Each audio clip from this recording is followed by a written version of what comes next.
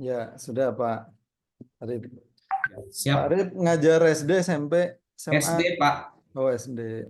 Oke. Baik, Pak Arif, silakan dibuka surat Maryam, dibaca ayat 1 sampai 7 ya, Pak. Quran, Pak. Maryam ayat Ya. 1 sampai 7, Pak.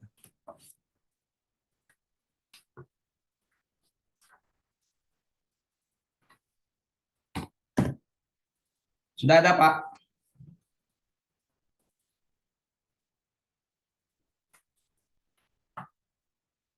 Ya, silakan Pak, dimulai. Ya. Suaranya jelas nggak, Pak? Sangat jelas, jernih. Ya. Lanjut. A'udzu billahi minasy syaithanir rajim. Bismillahirrahmanirrahim. Kafha ya ain sad. Zikru rahmati rabbika abdahu Zakaria iz nada rabbahu nidaan khufiyya. Qala rabbi inni wahanal azmu minni wasta'ala ar-ra'su syaibaw walam akum bidu'aika rabbi syaqiyya wa inni hiftul mawaliya min warai wa kanat imraati aqiran fahabli min ladunka waliya yarisuni wa yarisu min ali yaqub waj'alhu rabbi radiya. Ya Zakaria, inna nubashiruka bighulamin ismuhu Yahya. Inna nubashiruka bighulamin ismuhu Yahya lam naj'al lahu min qabl lam naj'al lahu min qablu samiyya. Shadaqallahul adzim. Oke, baik. Sudah lancar ya, Pak Arif. Insyaallah, Pak. Masih Oke. salah-salah, Pak. Ah, ya. Alhamdulillah. Orang Jawa Barat, orang Sunda, ini harus bagus. Baik, Pak Arif, silahkan sekarang dipresentasikan Pak modul ajarnya, baik yang apa PBL atau PJBL dan nanti sekaligus PTK-nya ya Pak ya sekalian. Bapak share screen boleh, mau diceritakan juga boleh, silakan Pak. Nah, Siap, Pak. boleh share screen. Baik.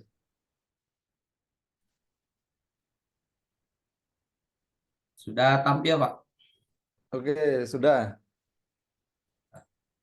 Cuma Mas, udah, oke ya. Sudah ada. Bismillahirrahmanirrahim. Assalamualaikum warahmatullahi wabarakatuh. Waalaikumsalam. Hari ini saya akan menyampaikan materi yang akan disampaikan di kelas 6, pembelajaran tentang Khulafaur Rasyidin. Di sini dijelaskan pada identitas modulnya tentang Abu Bakar As-Siddiq dan Khalifah Umar bin Khattab, tapi kita berfokus pada profil pembelajaran beberapa hal, yakni yang berkaitan dengan Pancasila.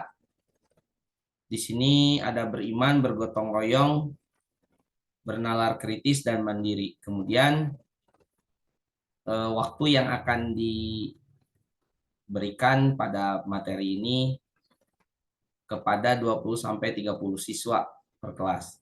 Model pembelajarannya tatap muka dengan pendekatan PJBL, yang insya Allah sarana dan prasarana laptop, proyektor, jaringan internet yang nantinya akan digunakan untuk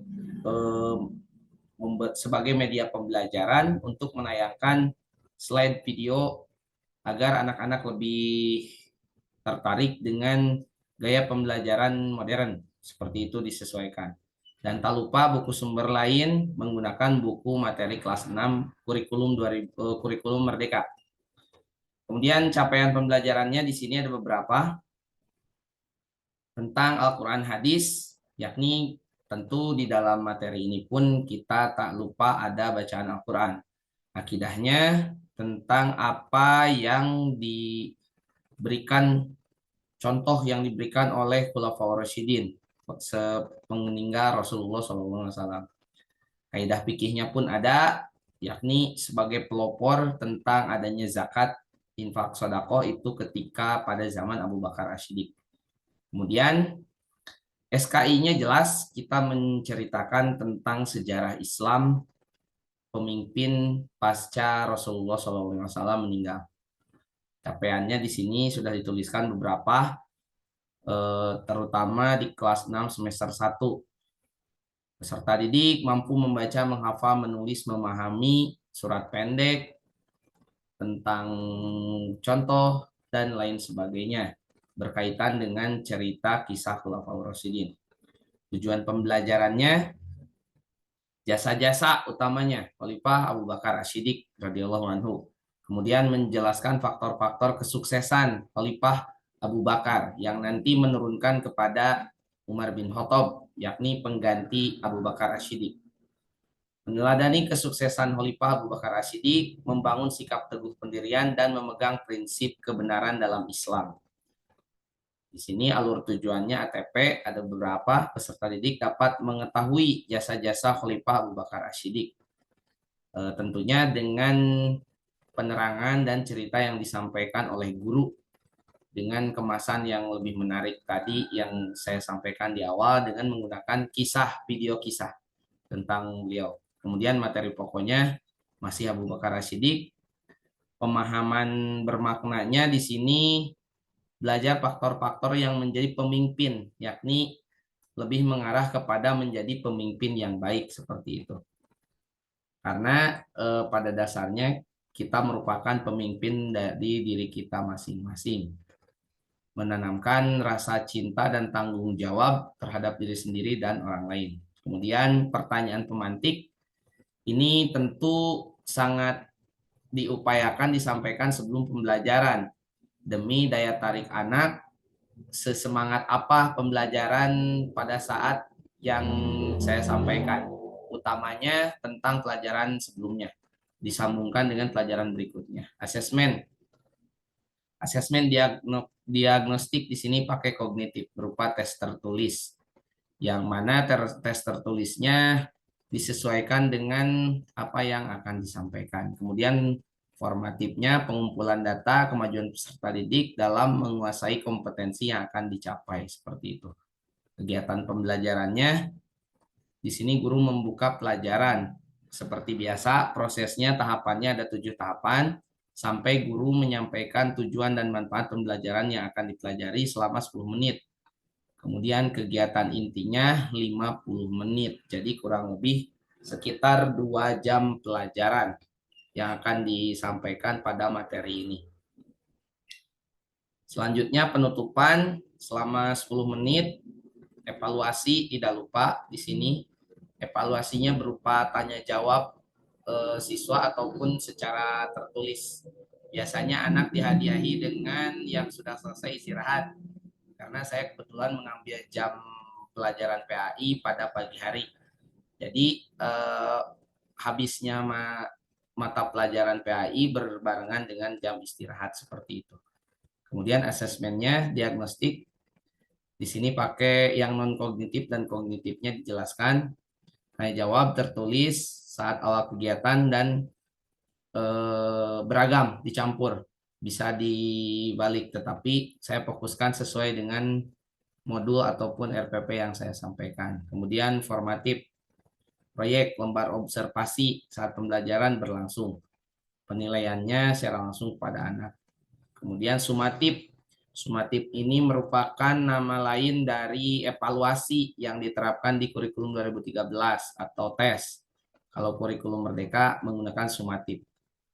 Nah, di sini sumatifnya tertulis masih sama, kurang lebih hanya berupa teori dan langkah yang berbeda.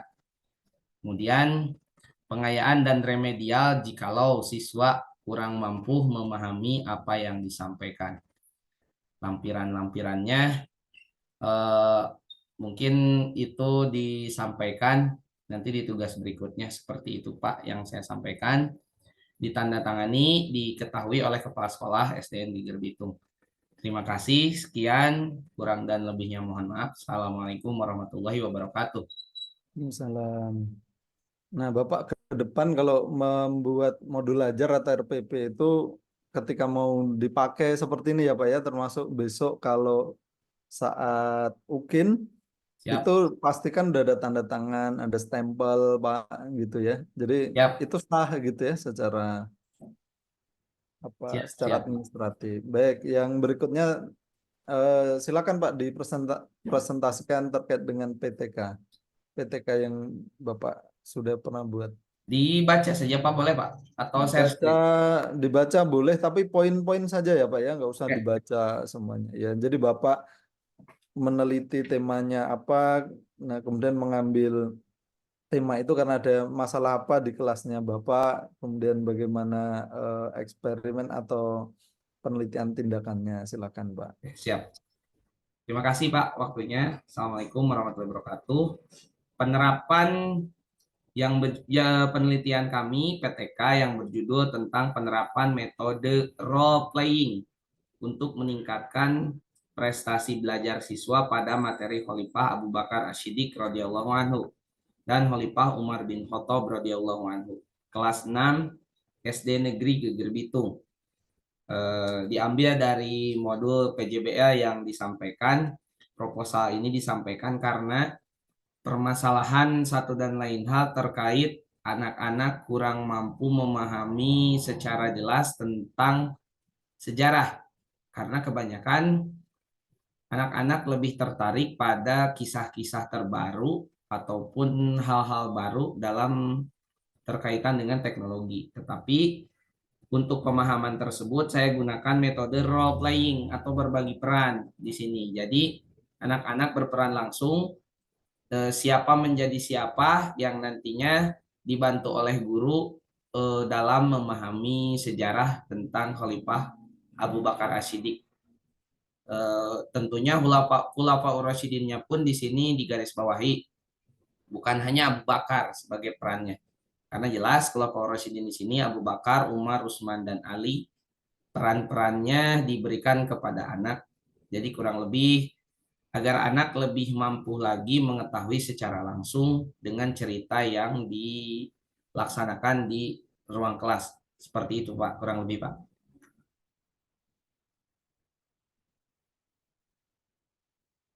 Baik, cukup Pak ya.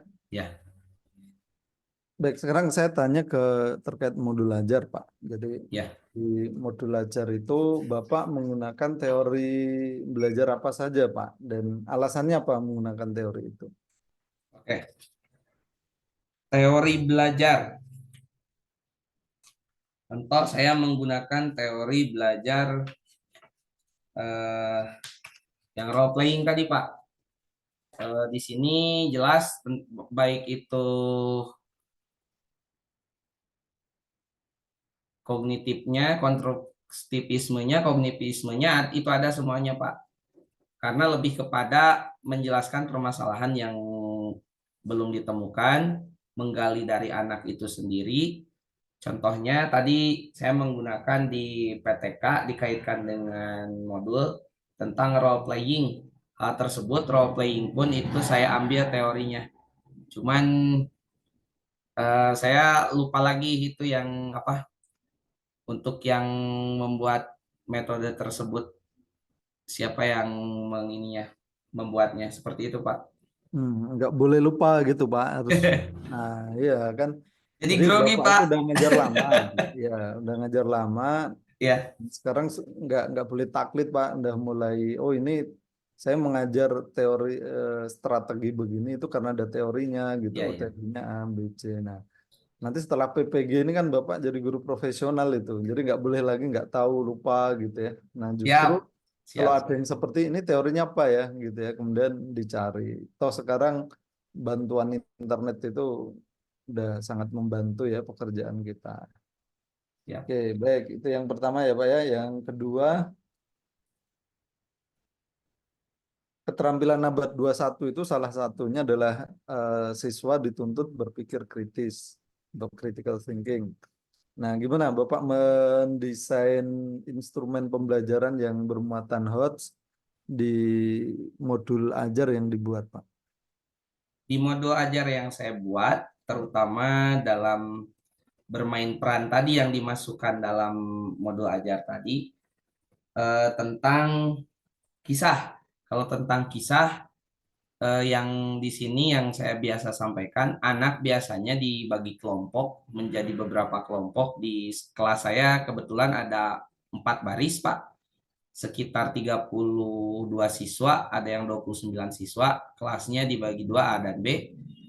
Itu tiap anak, walaupun di sekolah saya diterapkan tidak boleh membawa handphone, tapi ketika pelajaran PAI, itu ditugaskan satu kelompok bawa satu handphone yang bisa mengakses internet untuk mengetahui kisah, kemudian anak untuk presentasi presentasi tentang sejarah sesuai dengan perannya masing-masing seperti itu.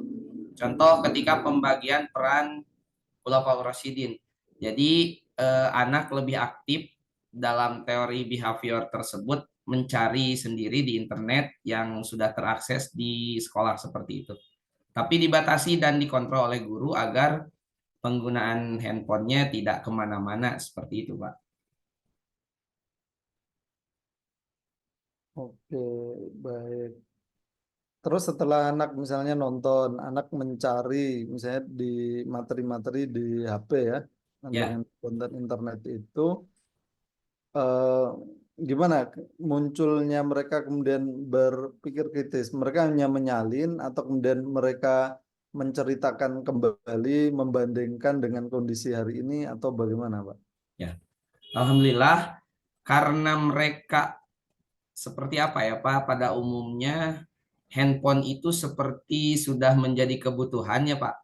Jadi otomatis ketika seseorang sudah tertarik dengan suatu hal, tidak akan sulit dalam mengajarkan kepada anak. Nah, dalam searching anak tersebut di handphone, otomatis berbeda dengan anak disuruh membaca buku. Artinya, tidak hanya membaca, anak-anak pun bisa mengetahui fitur-fitur seperti video, gambaran. Jadi, tidak terlalu jauh dalam menggambarkan kisah-kisah yang mereka pahami beda dengan di buku yang tidak bergerak.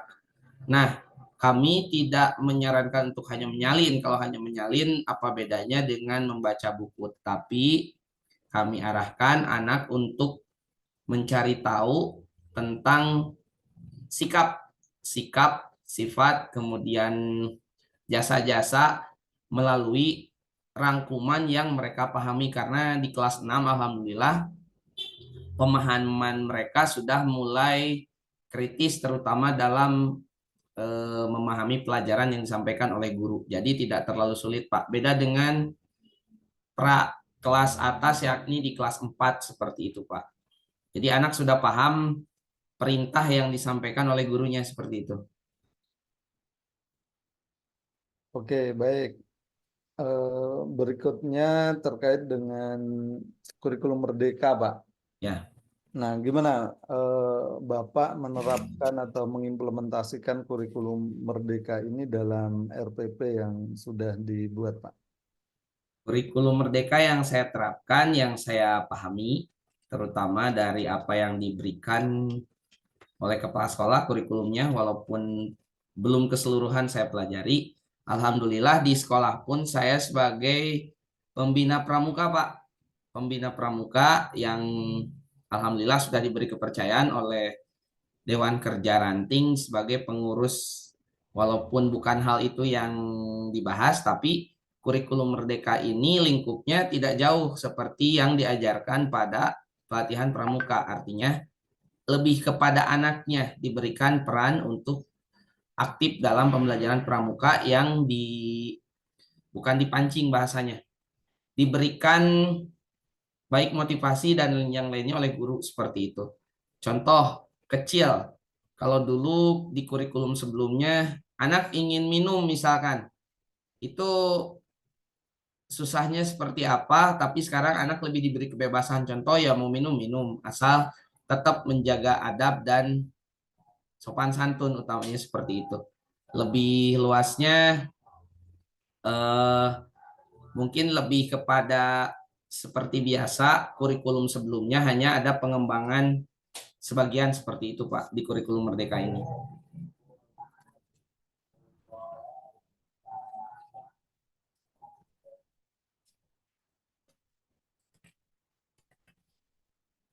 Bapak mengalami kesulitan nggak Pak dengan kurikulum baru ini? Paling mengalami kesulitan yang saya pikirkan itu dari penilaian Pak, aspek penilaian. Karena di kami di daerah, bukan curhat nih Pak ya, walaupun kurikulumnya berubah-berubah, tapi kami dapati penilaiannya tetap itu menggunakan kurikulum KTSP. Cara penilaiannya harusnya bisa mengikuti hanya dari penilaian saja sih Pak. Tapi selebihnya insya Allah, apalagi sudah ikuti PPG Dajab, banyak rekan-rekan di luar Pulau Jawa yang kita share tentang tata cara pemahaman terutama dalam kurikulum Pak. Baik Pak, di modul ajar ini pertanyaan terakhir terkait dengan profil pelajar Pancasila atau dan karena di Kemenak itu ada tambahan profil ya PPRA itu ya. Ya, Nah, ini dihubungkan dengan kaitannya proyek moderasi beragama. Nah, gimana Bapak dalam rangka mengembangkan profil pelajar Rahmatan lil Alamin ini, profil pelajar Pancasila sekaligus dalam rangka mengembangkan nilai-nilai moderasi beragama. Nah, gimana Pak ya, mendesain dan dalam moderasi beragama di sini kan jelas dalam Pancasila dibahas tentang ketuhanan yang Maha Esa, kemudian Persatuan Indonesia di sini yang Pancasilanya banyak dengan cara menghargai dengan cara toleransi bahwa agama yang ada di Indonesia itu bukan hanya agama Islam. Dalam pemahaman di sini dicontohkan ketika oleh Abu Bakar terkait ininya, terkait sejarahnya bahwa Abu Bakar pun menyampaikan ajaran Islam itu dengan sangat toleran sehingga banyak orang tertarik terhadap apa yang disampaikan seperti itu, Pak. Kurang lebih seperti itu, Pak.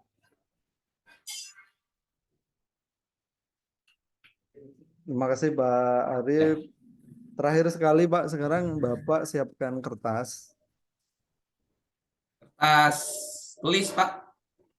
kertas, pokoknya kertas kosong untuk nulis ayat Al-Quran Pak.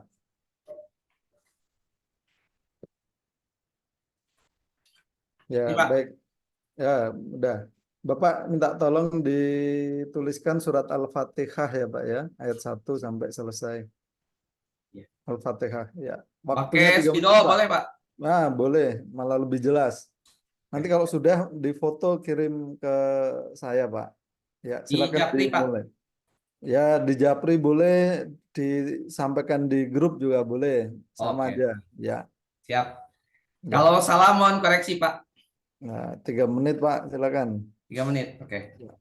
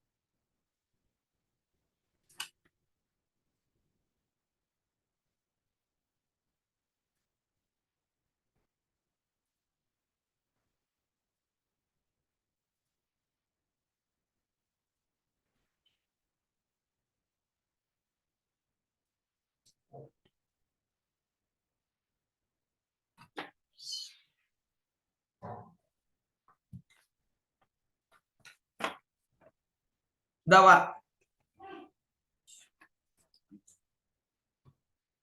Kalau sudah silakan coba dilihatin dulu Pak di kamera Pak.